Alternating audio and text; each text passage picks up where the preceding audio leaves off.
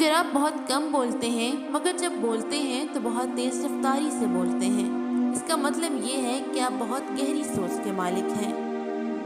सिर्फ 10% खुशियाँ आपको बाहर के हालात से मिलती हैं, बाकी 90% खुशियाँ आपको अंदर की सोच और एहसासात से मिलती हैं। लिहाजा खुश रहने के लिए दुनिया को बदलने की बजाय अपनी सोच को बदलना ज़रूरी है। अगर कोई अहमियत देना छोड़ दे तो आप शिकायत करना छोड़ दें और खामोशी इख्तियार कर लें। याद रहे कि हर वक्त दस्तयाब रहना, पीछे पड़े रहना और हर वक्त की शिकायतें आपकी अहमियत को घटा देती हैं। इंसान को सिर्फ मोहब्बत की ज़रूरत नहीं होती, बल्कि मुस्तकिल मोहब्बत की ज़रूरत होती है। जो शख्स आपको कुछ दिन मोहब्बत दे और कुछ दिन भूखा रखे तो ऐसा शख्स आपसे मोहब्बत नहीं करता, बल्कि आप पर ज़हनी तशद्दुद करता है। अपने महबूब का हाथ थामने से हमारे दिमाग से 100% डिप्रेशन खत्म हो जाता है और आधी बीमारी तो आवाज़ सुनते ही खत्म हो जाती है।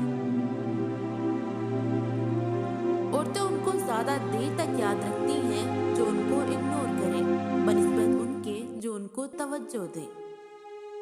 लोग जब जिस्मानी तौर पर थक जाते हैं तो अक्सर सच बोलते हैं।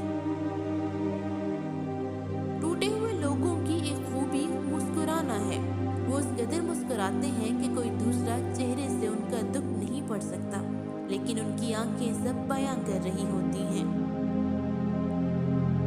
इंसान आमतौर पर बुरे लोगों या चीज़ों में दिलचस्पी लेते हैं, जैसे किसी खूबसूरत औरत का किसी बेवकूफ़ मर्द पर मर मिटना, या कम से कम उस शख्स की मौजूदगी में पुरजोश रहना, या उसके जाने के बाद उसके बारे में सोचते रहना। शर्मीले लोगों की दूसरे लोगों की निस्बत मुशाहिदा करने की सलाहियत ज़्यादा होती है, लिहाजा ऐसे लोग मसले को अच्छी तरह से समझ लेते हैं।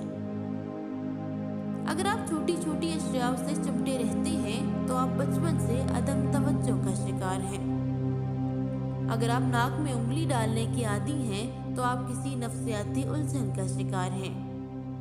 अगर आपको छोटी छोटी बातों पर गुस्सा आता है तो आप मोहब्बत की कमी का शिकार हैं और मोहब्बत के मुतलाशी हैं। अगर आप चलते हुए पीछे मुड़कर देखने के आदी हैं तो आप घर में मिलने वाली कमी के शिकार हैं। अगर आपका बच्चा उफ़क़ पर या आसमान पर नज़र जमाए रखता है तो यकीन कीजिए वो आली दिमाग और गहरी सोच का मालिक होगा।